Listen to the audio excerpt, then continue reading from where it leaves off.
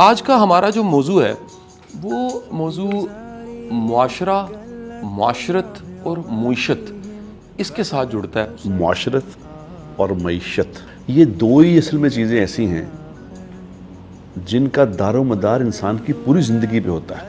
اس وقت پاکستان کے جو پولیٹیکل حالات ہیں وہ بڑے خراب ہیں، شدید ہم پولرائزڈ ہوئے ہیں، بڑی تیزی کے ساتھ ہم نیچے جا رہے ہیں۔ معیشت کا تعلق براہ راست جو سب سے زیادہ افیکٹ ہے وہ آپ کی معاشرت پہ ہوتا ہے۔ اچھا، معاشرت میں آپ کوئی ایک چیز نہیں ہوتی، وہ ایک پورا سیٹ اپ ہے نا، آپ کا سماج ہے، آپ کا جو ایک نظام ہے وہ بالکل جائم ہو کے رہ جاتا ہے۔ ليزاريهم كلت ظاهر ما فيهم فبدت شخصا آخر كي يتفاخر۔ جی السلام علیکم ورحمۃ اللہ وبرکاتہ، امید کرتا ہوں کہ آپ خیر وفیت سے ہوں گے۔ دین آسان پروگرام، میرے ساتھ محترم نعیم بٹ صاحب موجود ہیں۔ آج کے پروگرام میں ہمارے ایک بڑے باکمال گیسٹ موجود ہیں، سید طارق محمود الحسن صاحب۔ مخدوم صاحب سے میری ایک بڑی پرانی دوستی ہے، یاد اللہ ہے، اور بڑے ہی ایک پیارے دوست ہیں ہمارے۔ جی اللہ تعالیٰ ان کو لمبی زندگی دے۔ ان کا کمال یہ سرو کرتے رہے، انہوں نے معاون خصوصی کے طور پہ سرو کیا پرائم منسٹر کے ساتھ جو پچھلی گورنمنٹس تھیں، اس کے ساتھ یہ اوورسیز کمیشن تھا ہمارا، اس میں یہ وائس چیئرمین رہے یہ بیت المال کے، اور سب سے بڑھ کے جو اوورسیز ہیں ہمارے پوری دنیا میں موجود ہیں اور بالخصوص یو کے میں، ان کے لیے بڑے فلاح کے اور خیر کے کام کرتے رہتے ہیں۔ ایک فلنتھراپسٹ بھی ہیں، اور ساتھ ہی ساتھ کہہ لیجئے لاہور میں، اور بلانگ یہ کیونکہ کمالیہ سے کرتے ہیں تو وہاں پر بھی بے شمار فلاح کے اور خیر کے کام کر رہے ہیں۔ آج کا ہمارا جو موضوع ہے وہ موضوع معاشرہ، معاشرت اور معیشت اس کے ساتھ جڑتا ہے۔ اس وقت پاکستان کے جو پولیٹیکل حالات ہیں وہ بڑے خراب ہیں، شدید ہم پولرائزڈ ہوئے ہیں، بڑی تیزی کے ساتھ ہم نیچے جا رہے ہیں، اور کہا یہ جاتا ہے کہ شاید معاشی طور پہ ہم ڈیفالٹ کریں، پتہ نہیں کب کریں، لیکن اخلاقی طور پہ ہم ڈیفالٹ کر چکے ہیں۔ لوگوں کی اخلاقی حالت جو ہے وہ بڑی عجب ہو چکی ہے۔ انسانی جو ذہن ہے اس پہ جتنا دنیا میں بٹ صاحب کام کیا گیا ہے، اس کام کے بعد پتہ لگا کہ انسان کا جو رویہ ہے، یعنی اس ذہن کا جو رسپانس ہے اور جو ایٹیچیوڈ ہے، وہ ذہنی حالت کے ساتھ اس کا بڑا گہرا تعلق ہوتا ہے۔ اور دو حالتیں ایسی ہیں بٹ صاحب، جو حالتیں بدترین حالتیں ذہن کی۔ ایک حالت جو ہے وہ حالت ہے کنفیوژن کی۔ جب انسانی ذہن کنفیوز ہوا ہوتا ہے تو جو ایک بہت بڑی صلاحیت ہے جس کی وجہ سے ہمیں اشرف المخلوقات کہا جاتا ہے، فیصلہ کرنے کی، ڈیسیژن میکنگ، وہ ختم ہو جاتی ہے کنفیوژن کی وجہ سے، اور وہ غلط فیصلے کرنے لگ پڑتا ہے۔ دوسرا ایک انسرٹنٹی، غیر یقینی حالت کہ پتہ نہیں کیا ہو جانا۔ یہ دو حالتیں جب بھی کسی ذہن کو ملتی ہیں تو اس سے مستقبل نہیں دکھتا، کنفیوژن پیدا ہوتی ہے، اور لوگوں کے رویوں میں یہ دو ذہنی حالتوں کی وجہ سے شدت، پریشانی، نا امیدی، یاسیت کامن ملتی ہے۔ میں بٹ صاحب چاہوں گا کہ آپ کے ساتھ ہم ہمیشہ ایک آغاز گفتگو کا اللہ کا نام لے کے شروع کر دیتے ہیں دعاؤں کے ساتھ، اور اللہ بڑی مدد کرتا ہے، اور آپ کی بات چیت، یہ پروگرام میں بات چیت، ہمارے گیسٹ کی بات چیت بڑی دنیا سنتی ہے اور سراہتی ہے۔ تو آپ سب سے پہلے یہ جو دو ذہنی حالتیں ہیں اس کے حوالے سے کوئی بات کرنا چاہیں، اور پھر ہم مختوم صاحب کو شامل کریں گے۔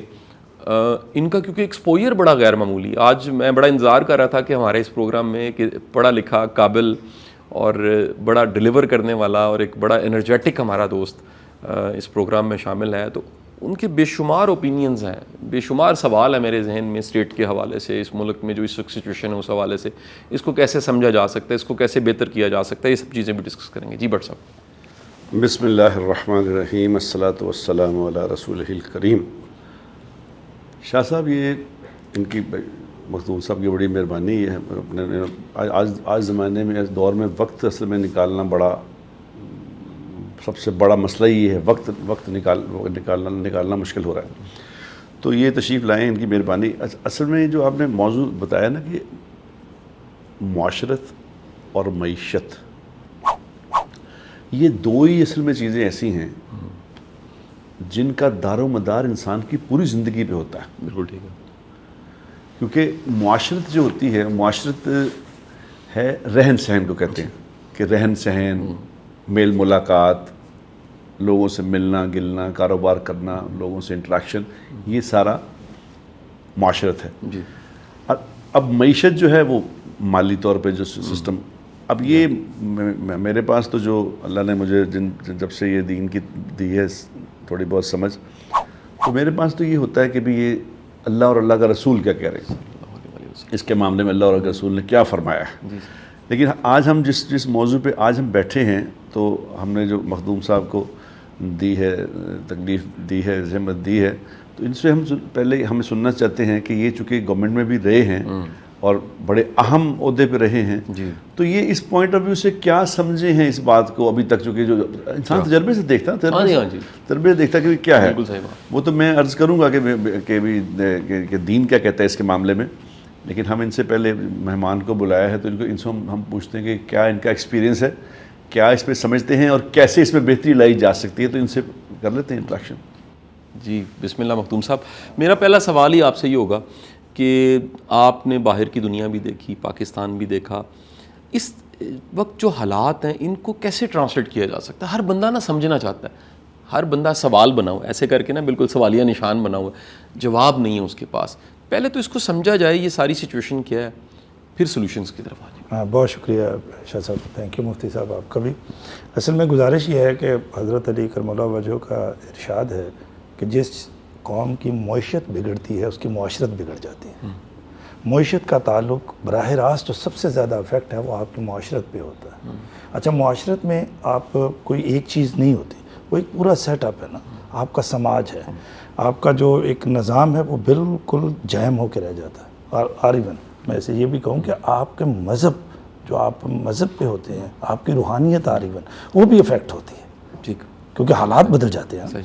जिस किसी कौम को जब कभी हमने तबाह करना हो तो सबसे पहले प्रोपोगंडा किया जाता है, उसके खिलाफ अफरा तफरी पैदा की जाती है। अब दुनिया की हिस्ट्री पढ़ के देख लें, कहीं भी दुनिया में जब आपने जंग लड़नी है ना, तो सबसे पहले उनके खिलाफ एक प्रोपोगंडा, एक राय आमा हवार करनी है, तभी आप उसके खिलाफ तलवार निकालेंगे ना, जब लड़ाई के लिए हमारे होंगे।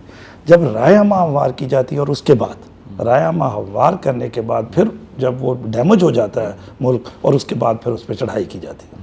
आज के दौर में देखा जाता है कि शायद ये तलवार की सियासत या गोली की सियासत बहुत कम रह गई है। अब दौर ये आ गया कि आपको पॉलिटिकली अदम इस्तेहकाम का शिकार कर दिया जाए। बड़ी बात, बिल्कुल सही बात। जब आप पॉलिटिकली अदम इस्तेहकाम का शिकार होंगे, मुल्क में अफरा तफरी होगी, लाकानूनियत होगी, रूल ऑफ लॉ आपका ख़त्म होगा, इम्प्लीमेंटेशंस नहीं होंगी, लोग परेशान होंगे, महंगाई होगी, गुर्बत होगी, ये वो मौका होता है जब कौमें जो हैं फिर वो बिखरना शुरू होती हैं, फिर भागना शुरू होती हैं, फिर माइग्रेशन शुरू होती हैं, फिर लोग अपने ही मुल्क के बारे में बात कर रहे होते हैं कि ये भी क्या हो रहा है, हम यहाँ पे सेटिस्फाई नहीं। आज आप देखते हैं ना कि जो हमारा इस वक्त पॉलिटिकल अदम इस्तेहकाम है, उसकी वजह से हर आदमी परेशान है। अच्छा, जब पॉलिटिकल अदम इस्तेहकाम का एक लंबा अरसा गुजरता है तो उसके बाद आपकी मुआशरत ख़त्म होना शुरू हो जाती है, क्योंकि आपकी पॉलिसियों का तसलसल नहीं होता। बिल्कुल ठीक है, आप पॉलिसियों में तसलसल रख ही नहीं सकते। ठीक है। जब आप पॉलिसियों का तसलसल नहीं होता है, वो बहुत सी चीज़ें जो एक गवर्नमेंट करती है दूसरी गवर्नमेंट आके उसे दूसरे तरीके से करती है, तो अखराजात जो हैं वो आपके ज़्यादा होना शुरू हो जाते हैं, जिसकी वजह से आप बिल्कुल इस वक्त पाकिस्तान जो है वो इंतहाई मुश्किल दौर से गुजरा। ये नो डाउट हम बहुत अरसा से ये बात सुनते हैं, ये जुमला के एक नाजुक दौर से और मुश्किल दौर से बट साहब हम बचपन से सुनते हैं, बल्कि 76 साल हमारे बुजुर्गों ने बताया 76 सालों से सुन रहे हैं। लेकिन ये मेरा मखदूम साहब, ये रियली वाकई मुश्किल दौर आ गया। ये वाक़तन एक रियल मुश्किल दौर है। अभी हमारे जो वज़ीर ख़जाना था, कल उनका बयान था कि हमारे पास सालों का वक्त नहीं है, महीनों का वक्त है कि हमें अपनी मईशत को दोबारा से रिपेयर करना है। अच्छा, ये जो अभी हालात हैं जिसका आप हल समझते हैं, मैं ये समझता हूँ कि इस वक्त तमाम स्टेक होल्डर पाकिस्तान के, उन्हें इकट्ठे मिल के बैठना चाहिए और इस मुल्क के लिए आगे बैठना चाहिए। पाकिस्तान है तो हम सब हैं, पाकिस्तान है तो पॉलिटिक्स है, पाकिस्तान है तो अदारे मौजूद हैं, और तमाम अदारों को अपने डोमेन में रहकर इस मुल्क के लिए एक मिसाक जो है ना, मिसाक मईशत जो है वो करना चाहिए, ताकि हम इस मुल्क को लेके आगे बढ़ सकें। ये जो अभी की भी सियासत हो रही है कि मैं मतलब बिल्कुल पाबंद दौल कहता हूँ कि जब तक खान साहब को भी इस सारे काम में शामिल न किया गया, उस वक्त तक भी ये मुल्क राइज होता हुआ नज़र नहीं आता। उनका एक अपना रोल है, उनकी एक अपनी फॉलोइंग है, वो भी शामिल हों इस सारे काम में। पहली बात यह है कि इस मुल्क की मईशत को दुरुस्त किया जाए। आज यकीन करें शाह साहब, पूरी दुनिया में जब ट्रैवल करते हैं تو پاکستانی پاسپورٹ کی جو عزت ہے وہ آپ کو بھی پتہ ہے, مجھے بھی ایسے ہی پتہ ہے. بہت بڑا چیلنج ہے, بہت بڑا چیلنج ہے. ایسے ہی ایف سی بنائی ہے گورنمنٹ نے, اپنے ہماری گورنمنٹ نے, اور اس کے پیچھے ہماری آرمی بھی موجود ہے, وہ اپنی جگہ پہ کام کر رہی ہے, لیکن اس کے دائرہ اختیار کو بڑھانے کی ضرورت ہے. وہ ابھی صرف خلیجی ممالک تک ہے. میں یہاں ایک عرض بھی کرتا چلو تھوڑی سی, معیشت بھی بڑی امپورٹنٹ ہے, معیشت بہت امپورٹنٹ ہے. لیکن ابھی حالیہ الیکشن آپ دیکھیں دنیا میں ہوئے ہیں, اس میں مودی کا الیکشن دیکھ لیں, اس نے اپنی جو قوم تھی اس کو, وہ 11th پہ تھی جب وہ آیا تھا, اسے 5th پہ لے گیا اکانومی کو, اپنی انڈیا کی اکانومی کو. 517 ارب ڈالر کی اس وقت اس کے فارن ریزروز ہیں. اچھا, اور بھی بہت سے انڈیکیٹرز ہیں, وہ ایک بڑی لمبی تفصیل ہے. اس کے باوجود وہ الیکشن کیوں ہارا؟ کیونکہ انڈیا میں ایک احساس پیدا ہوا کہ سیکولر انڈیا کو دوبارہ زندہ ہونا چاہیے. نفرت کی سیاست جو اس نے مسلمانوں کے خلاف کی, اپنے مخالفین کے خلاف کی, اسے ختم ہونا چاہیے. یہ ایک بیک گراؤنڈ تھا نا. اگر اکنامک انڈیکیٹر اتنے ہی اہم تھے تو اس کا الیکشن ہارنے کی وجہ کیا تھی؟ ایک بات بتائیں, سوری آپ انٹرپٹ کر رہا ہوں, ایک بات بتائیں, جس طرح ابھی انگلینڈ میں الیکشن ہوا ہے. جی جی. تو انگلینڈ میں الیکشن ہوا تو وہ ایک دوسری پارٹی جیت گئی, لیبر پارٹی جیت گئی, ایک اچھی 68 سے وہ جیتی. تو دوسرے جو پرائم منسٹر صاحب تھے انہوں نے ان کو شیک ہینڈ کیا, انہوں نے اپنی بیوی کا ہاتھ پکڑا اور تالیاں بجاتے بجاتے وہ چلے گئے. تو وہ دوسرے آ کے اگر ایک ہی دن میں ساری حکومت بن بھی گئی, بیٹھ بھی گئے. یہ پاکستان میں کب ہوگا اس طرح؟ بڑا اہم سوال ہے اور مشکل سوال ہے. اچھا, ایک بات بڑی ضروری ہے کہ یہ جو یہاں تو کیا ہوتا ہے, یہاں تو یہ ہے کہ ایک حکومت جانی ہے تو اس کے جس کی حکومت تھی اس کے سارے بندے اندر ضرور ہونے ہیں. سب نے جیلوں میں چلے جانا ہے, دوسروں نے آگے بیٹھ جانا ہے, پھر یہ جو بیٹھے ہوئے ہیں پھر انہوں نے جیلوں میں جانا ہے, دوسروں نے, یہ کیا ہے؟ یہ بڑا امپورٹنٹ چیز ہے مفتی صاحب. جب تک ہم انتقامی سیاست سے نہیں نکلیں گے اور ایک دوسرے کا دیکھیں نا, ہم یہ جاننا بڑا ضروری ہے کہ میں اگر پولیٹیکل کارکن ہوں, آپ کسی جماعت سے ہیں, آپ کسی جماعت سے ہیں, تو ہمارے درمیان بھی ایک کنسنسس ہونا بڑا ضروری ہے. ہمیں ایک ہاتھ سے اوپر نہیں جانا, کیونکہ اس سے اوپر پاکستان کا مسئلہ آ جاتا ہے. پاکستان ہے, میں پہلے بھی بات کر چکا ہوں, تو ہم ہیں. پاکستان نہیں ہے تو ہم کوئی بھی نہیں ہے.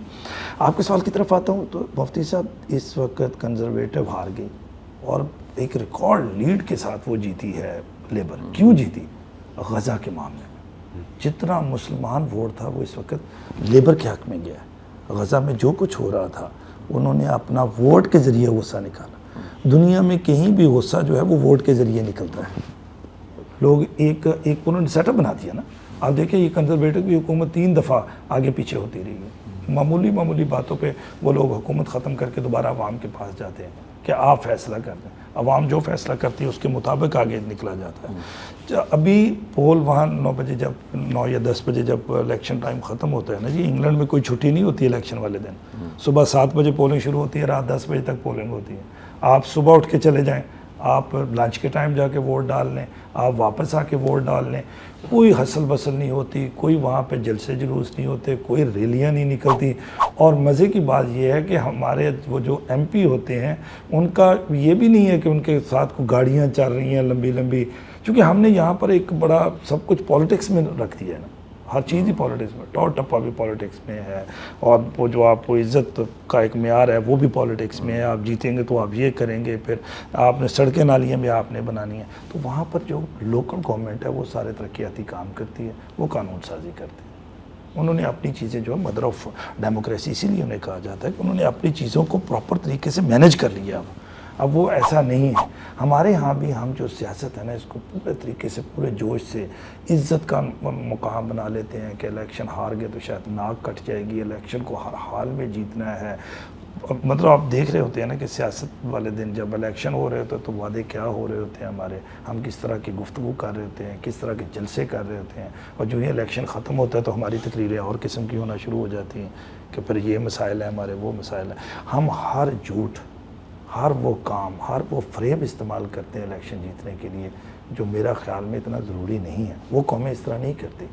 میں بھی بات بتاؤں, ہمارا وہ جیسن مکارٹنی ایک ایم پی ہے ہمارے حلقے کا, آپ کو دیکھا ہمارا ہڈرسفیلڈ کا ایریا, میں نے کئی دفعہ اسے بس اسٹینڈ پہ کھڑے دیکھا, بس کا انتظار کر رہا ہوتا. نہیں, میں سوال آپ سے یہ تھا کہ یہ یہاں کب ہوگا اس طرح؟ اچھا, یہ بڑا مشکل سوال ہے. میں ایک دفعہ جاپان میں تھا جی, تو جاپان میں میری کافی میٹنگز تھی, تو ایک آدمی نے وہاں پر رہ کے جو ٹوکیو یونیورسٹی سے پاکستان کے پرائمری نظام پہ ریسرچ کی تھی. اچھا میری جب ان سے ملاقات ہوئی تو میں نے کہا جی کہ آپ نے پاکستان کے پرائمری نظام پہ جو ریسرچ کی ہے تو اس نے بتایا کہ آپ یہاں کھڑے ہیں, آپ کے یہ معاملات ہیں, یہ کمیاں ہیں, ابھی یہ مطلب کافی تھارو ڈسکشن تھی. تو میں نے یہ سوال اس سے پوچھا کہ آپ کا جو جاپان کا پرائمری سسٹم ہے جو اب ہمارا ہے یہ آپ کا کب تھا؟ تو اس نے بتایا کہ 58 ایئر پہلے ہم اس مقام پہ تھے, ہم نے 58 ایئرز میں یہ پیرامیٹرز پہ کام کیا اور آج ہم یہاں کھڑے ہیں. اصل میں ہم شروعات ہی نہیں کر رہے, ہم تو ابھی انتقامی سیاست کی بڑی اہم بات ہے, ہم ابھی شروعات ہی نہیں کر رہے. ہمیں ضرورت اس عمر کی ہے کہ ہم شروعات تو کریں, ہم آگے تو بڑھیں. ہم چیزوں دیکھیں نا, میں نے اگر یہاں سے لاہور سے پنڈی جانا ہے تو اس کے لیے 3-4 چیزوں کی مجھے ضرورت ہے کہ میرے پاس زیادہ راہ ہو, ٹکٹ ہو, میں گاڑی میں بیٹھوں, گاڑی چلتی ہو, یہ 3 چیزیں ہو گئی. اور آخری جو امپورٹنٹ چیز ہے شاہ صاحب وہ یہ ہے کہ گاڑی اپنی صحیح سمت کی طرف جا رہی ہو. بالکل ٹھیک ہے. ایسا نہ ہو کہ میں نے راولپنڈی جانے کے لیے کراچی کی گاڑی میں بیٹھ جاؤں اور میں یہ کہتا رہوں کہ میں تینوں چیزیں میں نے پوری کی ہیں. وہ تینوں تو پوری کی ہیں, آپ کی سمت کا درست ہونا بھی ضروری ہے. ہماری ابھی سمت درست نہیں ہوئی مفتی صاحب. اچھا پہلے میں آپ مجھے بار بار مفتی کہہ رہے ہیں تو لوگ مجھے پکڑ لیں گے, میں مفتی نہیں ہوں. میں ایسے وہ لوگ پہلے مجھے اس بات پہ کہتے ہیں تجھے لوگ مفتی کیوں کہتے ہیں. میں کہتا ہوں لوگ کہتے ہیں, میں تھوڑی کہتا ہوں اپنے لوگ کہتے ہیں. چلے یہ بھی میں ہی کہہ رہا ہوں, آپ نہیں کہہ رہے. میرا نام نعیم بٹ ہے تو میں مفتی نہیں. اچھا اب یہ جیسے آپ نے کہا کہ شروع نہیں کیا, اب چونکہ آپ نے ایک بڑا ہی اہم نقطہ جو ہے نا شروع کیا ہے کہ سیاست کے ساتھ معیشت کا تعلق ہے, معاشرت کا تعلق ہے, سیاست بھی اس کا ایک مطلب حصہ ہے. اب مجھے آپ یہ بتائیں, جو کہ آپ سے سوال اس سے کر رہا ہوں کہ آپ چونکہ رہے ہیں گورنمنٹوں میں رہے ہیں, آپ کو اس کا آپ سمجھتے ہیں کہ یہ جو سیاسی نظام ہے, یہ ووٹ سسٹم, یہ ڈیموکریسی, یہ درست ہے؟ دیکھیں ابھی چونکہ پوری دنیا میں ڈیموکریسی ہے, ڈیموکریسی کی وجہ سے ہمیں بہت سی مراحت بھی ملتی ہیں, ہم بہت سی چیزوں کا حصہ بھی بنتے ہیں, بہت سے فنڈز بھی دنیا میں ملتے ہیں. حالانکہ ہمارا جو مزاج ہے وہ جمہوریت والا نہیں ہے, مزاج جمہوریت والا نہیں ہے, لیکن ہم act as a democracy country کرتے ہیں. اب دیکھیں بار بار ہمیں مارشل لا بھی لگے اس ملک میں, اس کی وجہ یہ تھی کہ ہماری ڈیموکریسی کہیں نہ کہیں فیل ہوتی نظر آئی. اچھا ابھی بھی یہ ضرورت ہے اس وقت کی. بہت سے دنیا کے ممالک ہیں, میں نے ابھی جو پہلے ذکر کیا ہے کہ دنیا کیوں ترقی کرتی ہے, اس کی وجہ یہ ہے کہ ان کی پالیسیوں میں تسلسل ہوتا ہے. کوئی بھی پالیسی 5 سال یا 3 سال کے لیے نہیں ہوتی. ملک و قوم کی زندگیوں میں جو پالیسیز بنتی ہیں وہ کم از کم ان کا دورانیہ 15 ایئرز ہوتا ہے. اگر ان کو لے کے آگے بڑھا جائے تو پھر جا کے ملک جو ہے وہ ایک پٹڑی پہ آتا ہے, پھر وہ جا کے آگے چلتا ہے. ہمارے ہاں کیا ہوتا ہے, ہماری ابھی ایک گورنمنٹ آئی, 3 سال بعد بدلی وہ گورنمنٹ, نئی گورنمنٹ آئی, انہوں نے ساری وہ چیزیں ڈرل کر دیں اور نئی چیزیں انہوں نے دوبارہ سے انوالو کر دیں. اچھا ہوا کیا کہ آپ نے فرض کیا وہ پروجیکٹ ہے 10 ارب روپے کا, 1 ارب لگا دیا تھا, 2 ارب لگ چکا تھا اس پہ. اب جب وہ ڈریل ہوا تو 2 ارب کا بھی نقصان ہوا. اب جب دوبارہ وہ پروجیکٹ شروع ہوگا وہ 15 کا نہیں رہے گا, وہ 20 پہ چلا جائے گا, وہ 35 پہ چلا جائے گا. جو پالیسیوں کا تسلسل ہے یہ ڈیموکریسی میں ہوگا, اور ڈیموکریسی اس وقت ہوگی جب ہماری تمام جماعتیں اس بات پہ متفق ہوں گی کہ ہمیں یہ جو ہمارا خارجہ پالیسی ہے اور ہماری جو اکنامک پالیسی ہے یہ ایک ہونی چاہیے, چاہے وہ اقتدار میں ہوں لوگ, چاہے وہ اپوزیشن میں ہوں. نہیں میرا یہ نہیں بات, سوال میرا کچھ اور تھا. جی میرا سوال یہ تھا کہ یہ جو ووٹ سسٹم ہے کہ لوگ ووٹ کاسٹ کر کے, ووٹ دے کے یہ اپنا نمائندہ سلیکٹ کرتے ہیں کہ جی یہ آدمی ہے جو ہمیں یعنی کرے گا, ہمیں ریپریزنٹ کرے گا جا کے. تو وہ ووٹ سسٹم جو ہے مثال کے طور پہ, اب ووٹ دینے والے جو لوگ ہیں عوام, اب ان میں سے 90% لوگوں کو تو شعور ہی کوئی نہیں کسی بات کا, ایسا ہی ہے, ایجوکیٹڈ نہیں ہے, ایکسپوجر نہیں ہے, شعور نہیں ہے. تو اب وہ جو ووٹ دے رہا ہے, اب اس کے ووٹ سے جو حکومت بنے گی, جیسے مثال کے طور پہ اب ہمارے جو نمائندے آ کے بیٹھے ہوتے ہیں, میں اس دفعہ کی بات ہے, میں گیا وہاں اسمبلی میں گیا, یہ جو ہو رہی تھی نا, یہ بھی جو ہوئے ہیں جب اوتھ سیریمنی وغیرہ ہو رہی تھی, تو میں بھی اس میں چلا گیا کسی کی دوست کے ساتھ. دوست پہلے میں نے بنا تھا, اس نے کہا چل آپ ہم جانا تو بھی چلو. اب میں جب اندر چلا گیا, وہ گیلری میں جا کے بیٹھ گیا. اب گیلری میں جا کے جب میں بیٹھا تو اندر جو نمائندے آئے ہوئے تھے سارے, جو ہمارے MNA بن کے جو تشریف لائے ہوئے تھے, آنریبل ممبر آف پارلیمنٹ کیا کہتے ہیں, اب جو وہ حرکتیں کر رہے تھے جو وہ کر رہے تھے میرا دل کرے کہ میں اٹھ کے کہوں کہ یار تہاڈی مہربانی نہ کرو, بس کرو, تو تہاڈی مہربانی, جاؤ تسی کہڑے علاقے دے لوگ ہو, کہ آپ کہاں کے لوگ ہیں, آپ تو تھڑیے بھی آپ سے بہتر ہوں گے. اب کچھ بیچ میں سارے نہیں تھے, کچھ بیچ میں ایسے لوگ تھے جن کو دیکھ کے دل کر رہا تھا کہ اس کو پکڑ کے میں باہر نکال دوں کہ یار تم باہر چلے جاؤ. اب یہ لوگ کون ہیں جن کو ان لوگوں نے نامنیٹ کیا ہے, ان لوگوں نے سلیکٹ کیا ہے, جن کو خود سمجھ نہیں ہے. کئی لوگ ایسے ہیں جو مطلب یعنی جس کو مجھے چونکہ بات سے شروع ہو گئی ہے تو مجھے تو کرنی ہے یہ بات. کئی لوگ ایسے ہیں جن کو جانتے جو ہیں ہی فراڈ, اور وہ قبضہ گروپ ہیں, مافیا ہیں. اب وہ ایم ایل اے بن جاتے ہیں کس بنیاد پہ کہ وہ جو ایک طبقہ وہاں رہ رہا ہے ان کو انہوں نے کسی کو 10,000 دے دیا, کسی کو 2,000 دیا, کسی کا کوئی کام کرا دیا, کسی کو بندہ پولیس سے چھڑوا دیا, وہ انہوں نے اس کو ووٹ دے کے اپنا بنا دیا.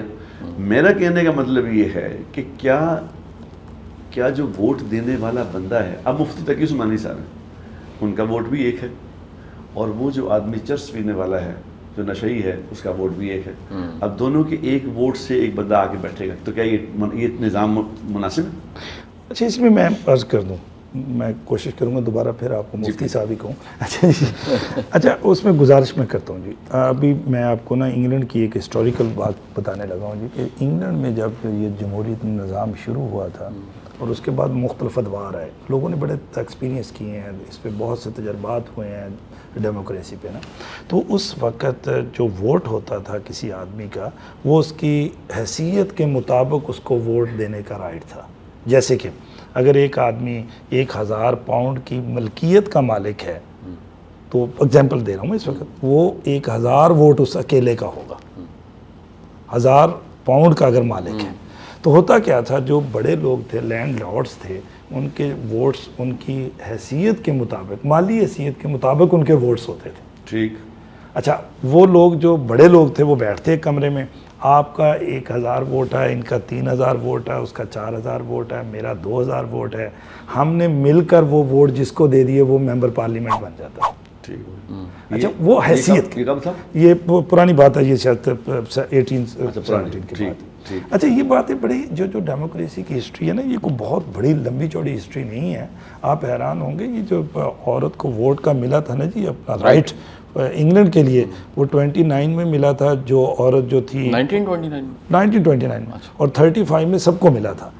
وہ پارشلی ملا تھا نا پہلے, پھر اس کے بعد ملا. جنگ عظیم کے بعد ان کو یہ ساری, یہ بہت بڑی ہسٹری نہیں ہے اس کی, یہ 100 سالہ ہسٹری ہے جس میں یہ سارا کچھ ہو رہا ہے. یہ بھی اچھا, اس میں دنیا میں مختلف جگہوں پہ بہت سے تجربات ہو چکے ہیں, لیکن نتیجہ یہی پہنچا کہ سب لوگ. لیکن ابھی میں آپ کو ذرا کچھ اس میں بھی بتا دوں, یہ وہ چیز تھی جو وہاں پہ اعلانیہ تھی, پھر آہستہ آہستہ ختم ہوئی, پھر ساری لا, ہر چیز گریجولی جو ہے تبدیل ہوتی ہے.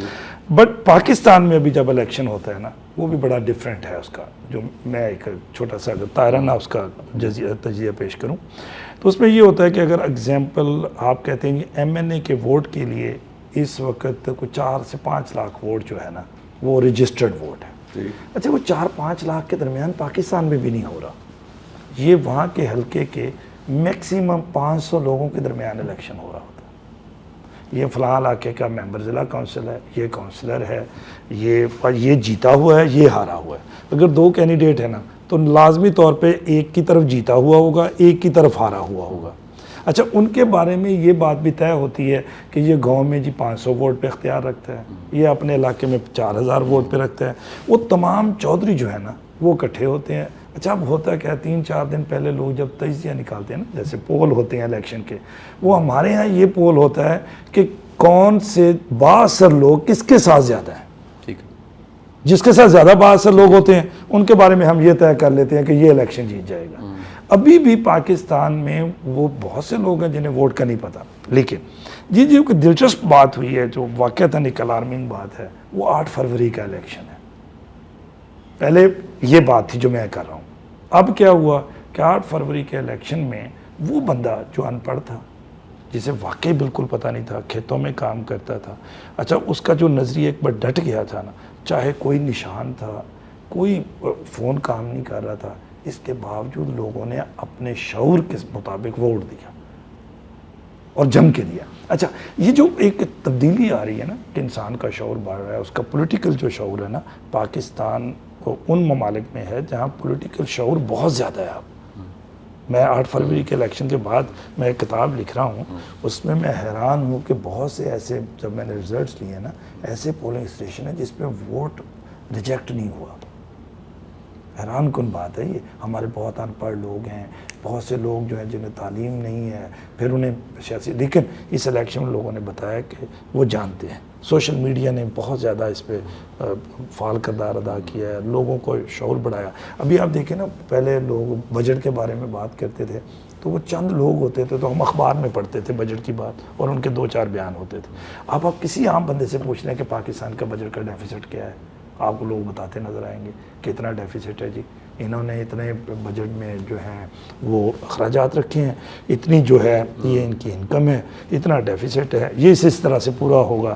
ورنہ IMF کے, اب ہر آدمی ڈسکس کر رہا ہے آپ کے پاکستانی معیشت کو, سیاست کو, اور جتنے بھی ہمارے ایشوز ہیں اس سب پہ لوگ اب پارٹیسپیٹ کرتے نظر آتے ہیں. ہمارا مطلب صاحب, ہمارا چونکہ یہ پروگرام کی نوعیت یہ ہے کہ ہم لوگوں کو یہ بتانے کی کوشش کر رہے ہیں کہ اصل میں جتنے بھی دنیا کے نظام ہیں, جتنے بھی نظام آج تک بنے ہیں اور بن رہے ہیں, جیسے آپ نے کہا کہ یہ ڈیموکریسی بہت پرانا نہیں ہے, یہ پرانا نہیں ہے, 100 سال کا نظام ہے. یہ جتنے ہم عرض کیا کر رہے ہیں, ہم یہ عرض کر رہے ہیں کہ جتنے بھی نظام بنے ہیں یا بن رہے ہیں, یہ سارے مین میڈ نظام ہیں. اور مین میڈ جو نظام ہیں یہ کسی بھی قیمت پہ, کسی بھی صورت میں سب کے لیے ٹھیک نہیں ہو سکتے. جیسے مثال کے طور پہ ایک بندہ, سیاسی آدمی ہے. اب سیاسی آدمی کو معاشرے کے ہر انسان کے بارے میں نہیں پتہ ہو سکتا کہ ہر انسان کے مسائل کیا ہیں, ہر انسان کا مسئلہ کیسے حل ہو سکتا ہے. ایک وکیل ہے تو اس کو اپنے حد تک ایک محدود ہے, لمیٹڈ ایکسپوجر. تو یہ اصل میں جو اللہ کا بنایا ہوا سسٹم ہے وہ سب انسانوں کے لیے ہوتا ہے. میں آپ سے یہ عرض کر رہا ہوں کہ یہ جو آپ, یہ ہمارا مقصد نہیں کہ 8 فروری کو کیا ہوا تھا یا 13 جولائی کو کیا ہوا تھا, اس کو ہم ڈسکس نہیں کرتے, نہ ہمارا اس کا یہ ایشو ہے. یہ ایشو بعد میں کرنے کی. ہمارا جو پروگرام ہے اس میں آپ کو یہ پورے یقین سے بات کر رہا ہوں. جیسے آپ نے کہا کہ جی یہ ڈیموکریسی بنی تو انہوں نے کہا جی یہ اتنے 1000 پاؤنڈ کی اس کی ویلیو ہے, زیادہ اس کا اتنا ووٹ ہے. یعنی مال کی بنیاد پہ لوگوں کا اختیار تھا, ووٹروں کا. حالانکہ مال جو ہے دنیا میں, مال جو دنیا میں ہے, یہ آپ اس بات کو میرا فوراً سیکنڈ کر دیں گے, دنیا میں آج بھی مال زیادہ سے زیادہ بیوقوف لوگوں کے پاس. بالکل صحیح. آج بھی دیکھ لیں, دنیا میں اٹھا کے دیکھ لیں, بالکل ان پڑھ لوگ زیادہ ہیں جن کے پاس مال ہے, بالکل صحیح. سمجھدار لوگ ساڑھے ان کے پاس ملازم ہیں. بالکل صحیح. جو مالک ہے, باس ہے, وہ چٹا ان پڑھ ہے, اور آگے اس کے ہزاروں MB اس کے پاس کام کر رہے ہیں. دنیا میں اٹھا کے دیکھیں. تو اس کا مطلب ہے مال کی بنیاد پہ جن لوگوں کو اختیار دیا گیا تھا تو وہ تو بالکل ہی بیوقوف تھے. صحیح جی. ان کو اختیار ہی غلط دیا گیا تھا. دین نے جو اختیار بتایا وہ میں آپ کو بتانا چاہتا ہوں جناب. دین نے جو اختیار دیا ہے ووٹ دینے کا, وہ کہتے ہیں پنجابی دی مثال ہے کہ 100 گز رسا تے سرے تے گنڈ. دین نے جو اختیار دیا ہے کسی آدمی کو کہ اس نے ووٹ دینا ہے, اس کا معیار تقویٰ ہے کہ یہ کتنا متقی آدمی ہے. عمر رضی اللہ تعالیٰ عنہ جو شورا بنائی تھی نا 6 بندوں کی, 6 بندے شورا بنائی تھی کہ بھئی یہ 6 لوگ فیصلہ کریں گے کہ اگلا پرائم منسٹر کس نے بننا ہے, یہ اگلا سربراہ کس نے بننا ہے. تو وہ 6 لوگ اس وقت کے سپر سٹار تھے تقوی کے لحاظ سے. صحیح. اس میں بھی انہوں نے کہا کہ اگر 3-3 دونوں طرف ہو جائیں نا, 3-3 دونوں, اب یہ دیکھیں کہ اگر ایک طرف 4 ہو جائیں, ایک طرف 2 ہو جائیں, تو ابھی 4 والا فیصلہ کر دیں. انہوں نے کہا 5-1 ہو جائے تو 5 والا فیصلہ کر دیں, اور ایک کو راضی کر کے جائے. انہوں نے کہا 5 بندے ایک کو راضی کریں, یہ لگا نا گیم چاہتا رہے باہر نکل کے. ہاں اگر 3-3 ہو جائیں تو جس میں عبد الرحمن بن عوف ہوں گے ان کو پرائم منسٹر بنایا جائے گا, کیونکہ یہ تقوی میں زیادہ ہیں. دین نے جو حساب بتایا ہے وہ متقی کا بتایا ہے. میں آپ کو بتا رہا ہوں کہ میرا کل کسی سے ایک آدمی سے بات ہوئی, ان سے میرا کاروباری معاملہ چل رہا ہے. اس نے کہا جی آپ نا اس سے سبارڈینیٹ ہیں میرے سارے, ان سے آپ معاملے طے کر لیں. اب میں نے کہا ان سے کیوں طے کر لوں؟ انہوں نے کہا یار میں بیزی ہوتا ہوں. اب وہ اس لیے انہوں نے کہا کہ وہ خود جھوٹ نہیں بول سکتے, یہ بڑا موضوع ہے. انہوں نے کہا یہ سبارڈینیٹ ٹھیک ہے, یہ جھوٹ بول لے گا, اسے کوئی پرابلم نہیں جھوٹ بولنے میں, ذرا میرے نہیں بننا, میرے سے مار. یہ قابل ہے. دین نے یہ سمجھایا مخدوم صاحب کہ ووٹ کا حق متقی آدمی کو ہوگا, تقوی والے کو ہوگا, بندے کی ورث ہے, بندے کی جس کے اندر اللہ کا خوف ہے, جس کو یہ یقین ہے کہ میں اگر یہ ووٹ, دیکھو نا یہ آج محرم شروع ہو گیا, تو محرم میں امام حسین رضی اللہ تعالی عنہ لڑائی کس بات کی تھی؟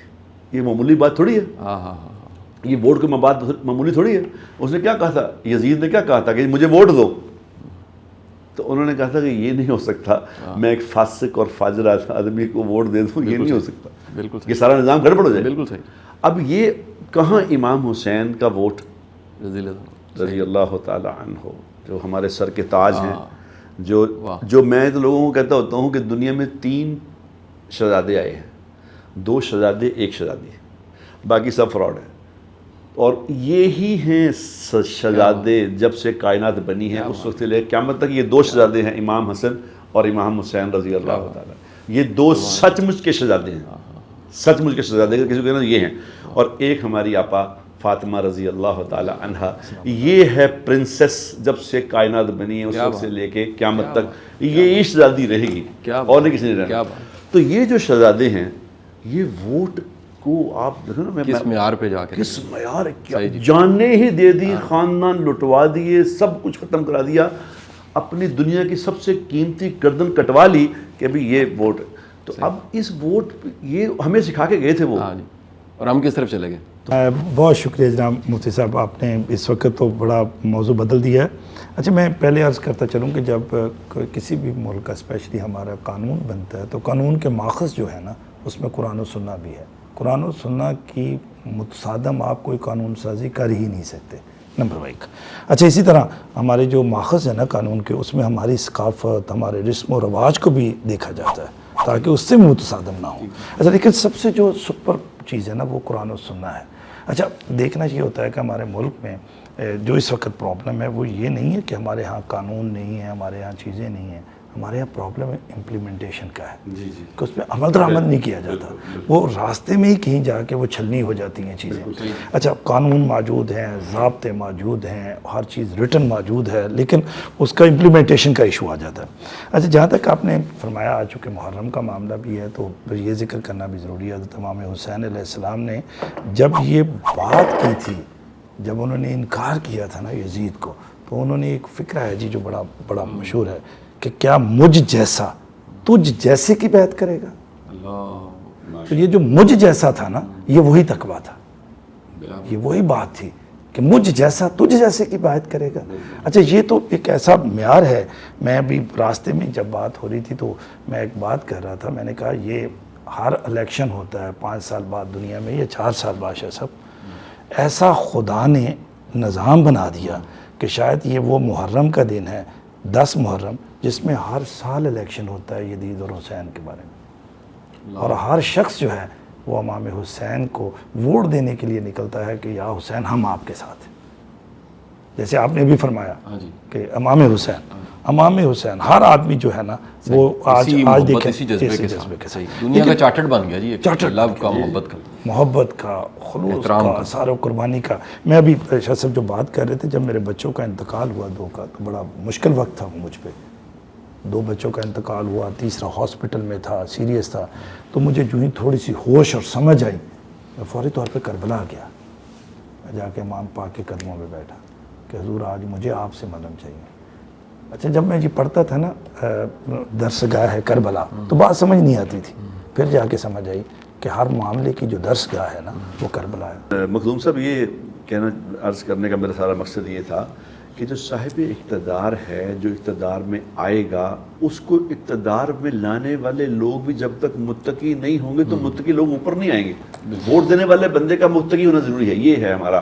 یہ بات آپ نے بالکل ٹھیک کی ہے بٹ صاحب, اس میں کوئی شک نہیں ہے کہ جو ہمارا اسلام کا پیرامیٹر ہے نا وہ ایک متقی ہی کو یہ ایمانداری سونپی جائے گی اقتدار کی, تاکہ وہ معاشرے کی اصلاح کا کام کر سکے.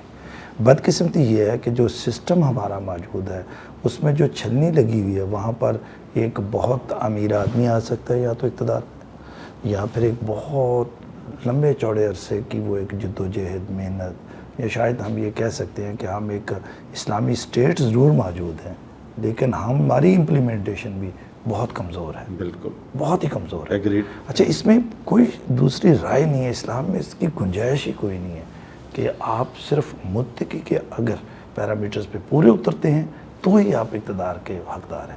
اب دیکھیں نا، اب اگر جیسے آج محرم کا بھی شروعات ہو چکی ہے تو محرم کی بات بھی کریں تو یہ کیا تھا؟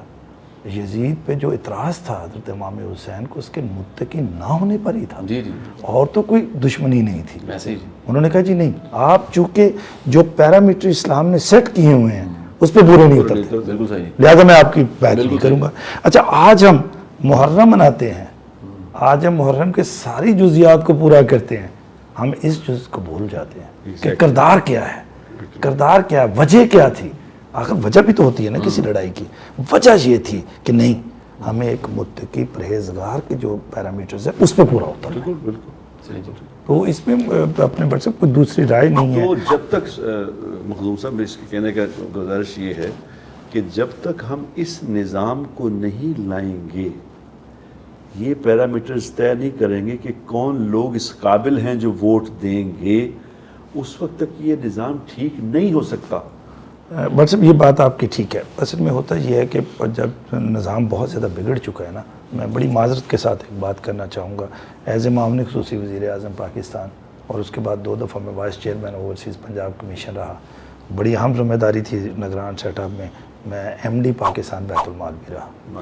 اچھا مجھ جیسا ایک عام فہم آدمی، میں یہ نہیں کہتا کہ مجھے بہت کچھ سمجھ ہے، عام فہم آدمی نے بہت سی چیزوں کو امپروو کیا، بہت سی نئی چیزیں متعارف کرائیں۔